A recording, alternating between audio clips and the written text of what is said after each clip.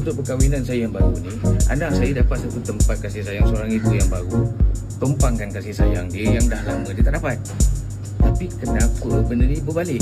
Dia buat satu agenda untuk serahkan anak saya pula ketika saya berada di Sungai Buloh. Dia nak serahkan kepada isteri saya. Ini buktinya. Mak saya tolong selamatkan. Kita nak jaga lelaki dia ni. Itulah. Ini yang sebenarnya netizen. Saya ni malas sebenarnya nak bercerita.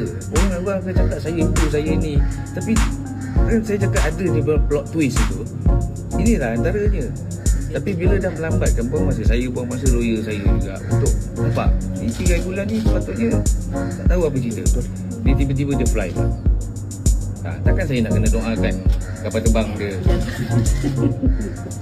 Bukan saya. Tapi kita nak settle as a hukum. Ini kalau kita lampirkan dalam surat amanah awal,